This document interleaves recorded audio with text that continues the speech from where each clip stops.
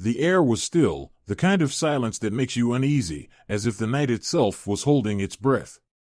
Jake Turner stood on the porch of his small farmhouse, his calloused hands wrapped around a mug of lukewarm coffee. He was thinking about the next day's chores when the sky erupted in light. A fiery streak tore through the heavens, burning a jagged line across the stars, before crashing into the dense forest on the edge of his property. The ground trembled beneath his boots, and a shockwave rattled the windows. For a moment, Jake stood frozen, his mind grappling with what he had just witnessed.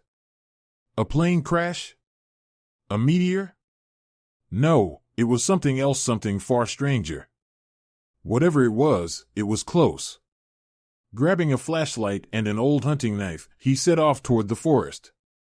Jake wasn't the kind of man to shy away from danger, and curiosity was a fire he could never quite extinguish. The trees loomed tall and shadowy, their gnarled branches forming a canopy that blocked out the moonlight. The scent of scorched earth and burned wood guided him, and soon he saw it, a glowing crater nestled among the trees. Jake's breath caught in his throat.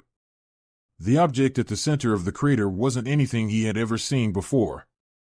It was sleek, metallic, and radiated an otherworldly blue light. Strange symbols glowed along its surface, pulsing faintly like a heartbeat. Smoke curled into the air, carrying a metallic tang that made his eyes water. He was so engrossed in the sight that he almost missed the figure emerging from the wreckage. It was a girl, or at least, it looked like one. Her skin shimmered with an iridescent blue hue, and her eyes, larger than a human's, glowed faintly silver. She wore a tattered suit of some alien material, and she moved with a limp, clutching her side as if injured. Jake's instincts screamed at him to run, but his feet stayed rooted. The alien girl noticed him and froze. They stared at each other, the moment heavy with unspoken fear and curiosity. Then came the sound of voices. Human voices. Angry, frightened, and close. Jake turned and saw beams of flashlights cutting through the trees. It was the townsfolk, drawn by the crash. They weren't here to help, they were here because fear and suspicion demanded action. Jake turned back to the girl, who had shrunk back against the wreckage, her luminous eyes wide with terror. It didn't take a genius to know what the townsfolk would do if they found her. Whatever she was, whoever she was, she didn't deserve that. "Come on," Jake said, his voice low and urgent. He reached out a hand, but she hesitated. "Look, you don't have a choice. They'll be here any second." Finally, she stepped toward him, her movements cautious. He took her hand, surprised at how cool her skin felt, and pulled her toward the edge of the crater.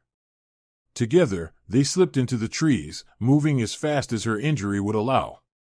Behind them, the voices grew louder. Someone shouted, "Over here!"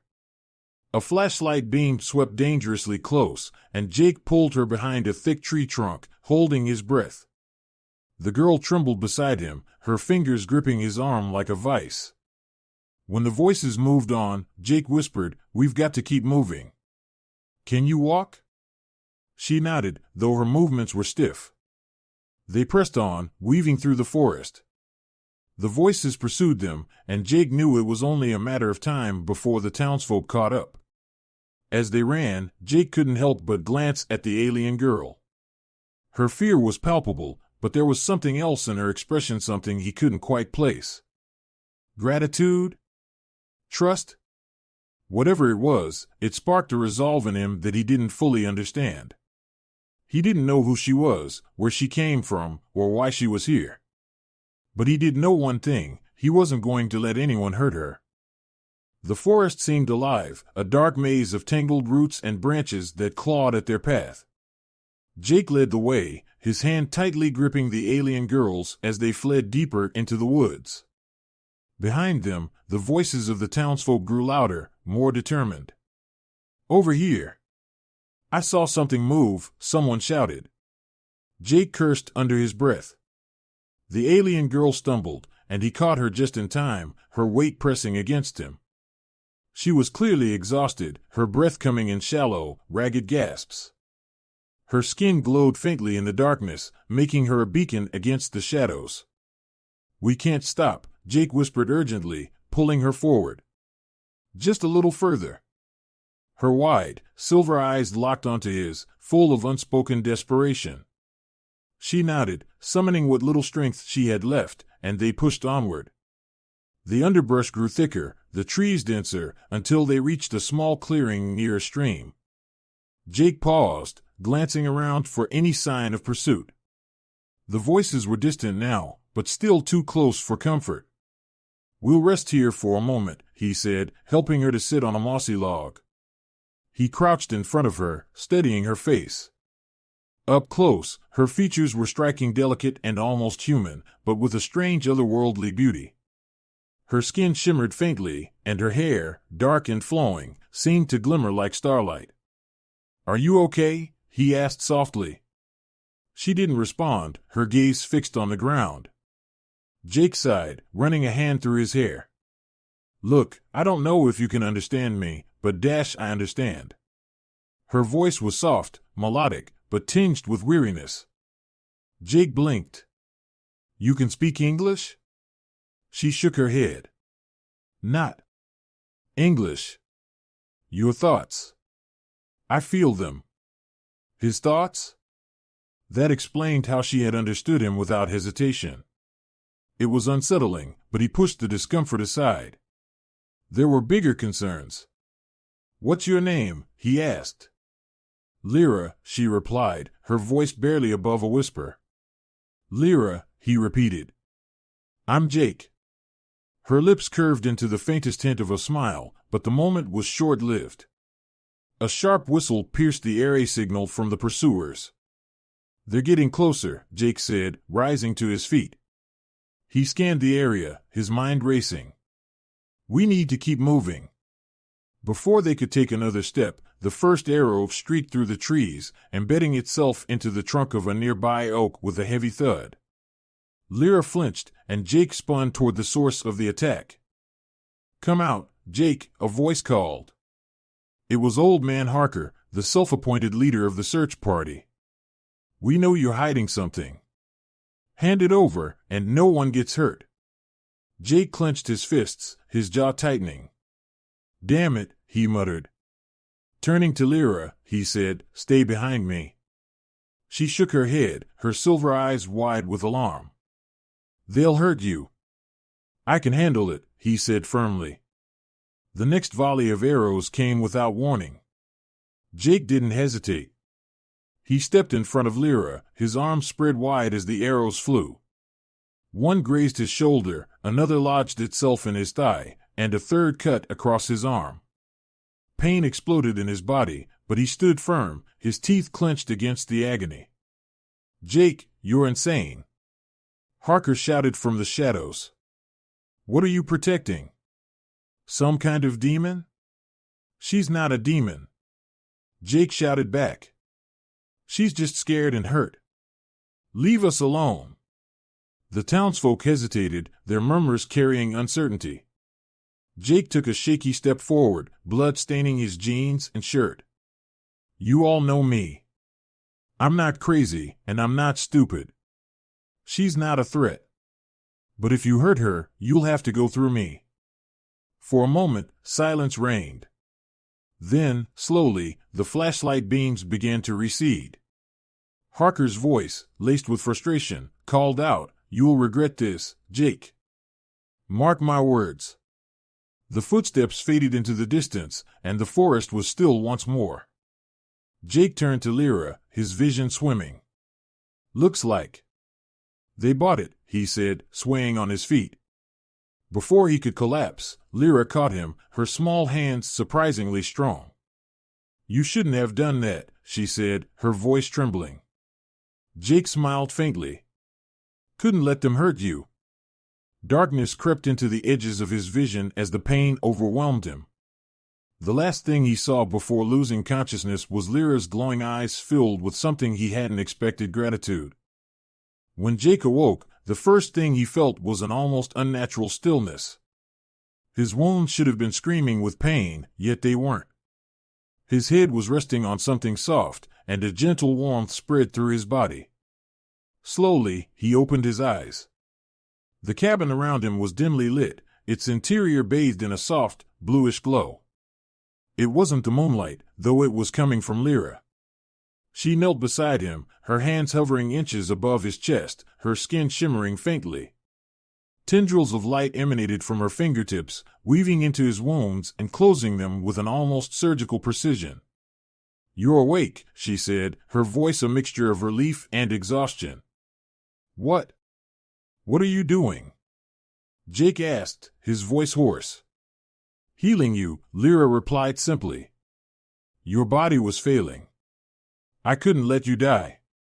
Jake tried to sit up, but a wave of dizziness forced him back down. "You're fixing me? How?" She hesitated, her glowing hands pausing in their work. "My people. We have a connection to energy, to life itself. I can repair damage, but it takes time and strength." Jake's gaze drifted to his thigh, where the arrow had pierced. The flesh there was whole again, but faint, silvery scars remained. He ran his hand over them, the skin smooth but slightly cool to the touch. "You're amazing," he murmured. Lyra blinked, her silvery eyes wide with surprise. "I am." "What?" Jake chuckled weakly. "Amazing. You saved me. Twice now." Lyra's expression softened, but her voice was tinged with guilt. "You shouldn't have been hurt in the first place. Those men attacked because of me." "Hey," Jake said, propping himself up on one elbow despite the lingering dizziness. "That wasn't your fault. They were scared of something they didn't understand. I couldn't just stand by and let them hurt you." Lyra looked at him for a long moment, her luminous eyes searching his face. "Your world. It's so different from mine. On my planet, there are no weapons like those. No fear of others." Jake raised an eyebrow. "Sounds like paradise." "It was," Lyra said softly, her gaze dropping. "But it's dying. That's why I'm here." Her words hung in the air, heavy with meaning. Jake's curiosity, which had been smoldering in the background, flared to life. "What do you mean? Why is your planet dying?" She hesitated, as if deciding how much to reveal. Finally, she said, "Our sun is failing. Its energy is fading, and with it, so are we. I was sent here to seek aid to find a solution. But my ship was damaged before I could complete my mission." Jake frowned. "Damaged? By what?" "Not what. Who," Lyra said, her voice hardening. "There are others in the galaxy who would rather see us perish. Enemies of my people." Jake let out a low whistle. "So you're telling me you crash-landed here, running from space bullies, on a mission to save your planet?" "That is one way to put it," Lyra said, a flicker of amusement crossing her face. Jake leaned back, his head resting against the wall. "Well, you've had a rougher week than me." Lyra tilted her head. "You joke, even after everything you've endured." "It's how I cope," Jake said with a shrug. "Besides, it's not all bad. I met you."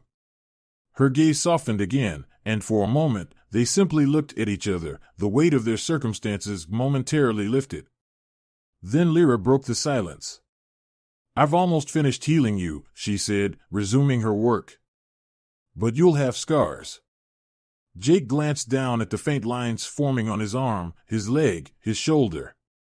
"Scars are fine. They'll remind me of what's worth fighting for." Lyra paused, her glowing hand still. "And what is worth fighting for?" Jake didn't answer immediately.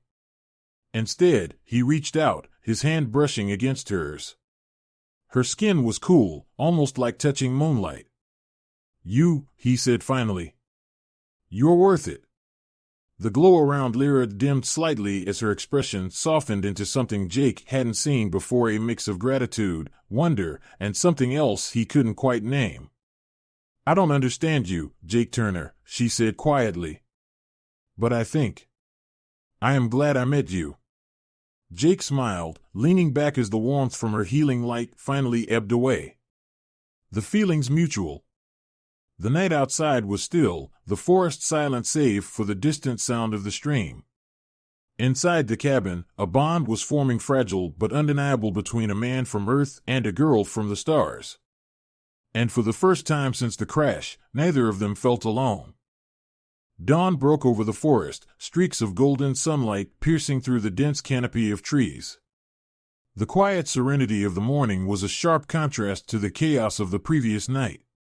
Jake sat outside the cabin, his body aching but alive, his scars a reminder of the battle they had faced. Inside, Lyra was preparing something, though what, Jake couldn't begin to guess. Her technology, cobbled together from fragments of her crashed ship, was beyond his comprehension. The hum of energy pulled his attention back to the cabin. Jake stood and limped inside, where he found Lyra surrounded by floating, glowing devices. The light they emitted danced across the walls in patterns that reminded Jake of constellations. "What's going on?" he asked, his voice tinged with awe. Lyra turned to him, her silver eyes gleaming with excitement and urgency. "I've managed to send a signal to my people. They're coming." Jake blinked. "Coming here? To Earth?" She nodded. "Yes. They'll retrieve me and they'll honor you for what you've done." "Honor me?" Jake frowned. "I just helped someone in need. You don't have to make a big deal out of it." Lyra's expression grew serious. "Among my people, what you did is rare. You risked your life for someone you didn't know, for a being not even of your kind. That is extraordinary." Before Jake could respond, the cabin began to shake. A low hum filled the air, growing louder and resonating in his chest. He stumbled back as light flooded through the cracks in the wooden walls. Outside, the forest glowed with an unearthly radiance. Lyra's face lit up with relief. "They're here." Jake followed her out of the cabin, shielding his eyes from the blinding light. A massive ship descended silently into the clearing, its surface smooth and mirror-like, reflecting the trees and sky around it. The hum stopped abruptly as the ship landed, and a ramp extended to the ground. Figures emerged, tall and graceful, their forms similar to Lyra's but clad in intricate, flowing garments that shimmered like liquid metal. Their eyes glowed with the same silvery light, and their presence radiated a calm power that made Jake's heart race. One of them stepped forward, their voice resonating in Jake's mind as much as in his ears. "Lyra, we feared the worst. You are safe?" "I am," Lyra said, her voice steady but warm. "Because of him." All eyes turned to Jake, and he felt the weight of their gaze. The leader, a figure whose markings and stature suggested authority, approached him. They inclined their head in what Jake could only interpret as respect. "You are the one who protected Lyra?" the leader asked. Jake nodded, feeling a little self-conscious under their scrutiny. "Yeah. I couldn't just let her get hurt." The leader extended a hand, palm up, and a holographic image appeared, a swirling map of stars and planets. "You have shown the courage and compassion that define the best of all beings. For this, you are welcome among us. If you choose, you may join us and see the stars, live among our people, and learn from our ways." Jake's heart skipped a beat. The offer was beyond anything he'd ever dreamed. A chance to leave behind the small, quiet life he'd always known and explore the vast unknown. But the enormity of the decision weighed on him. "What about Earth?" he asked. "What about my life here?"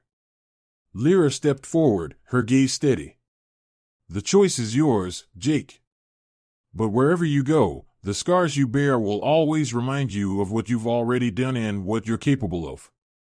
He looked at her, then at the leader, then back at the cabin and the forest around him. Memories of long, quiet days on the farm and lonely nights under the stars filled his mind. But in those same memories, he saw something missing, a sense of purpose, of connection. With a deep breath, Jake made his decision. "All right," he said, his voice firm. "I'll go." The leader smiled, a soft, almost human gesture. Then come. Your journey begins.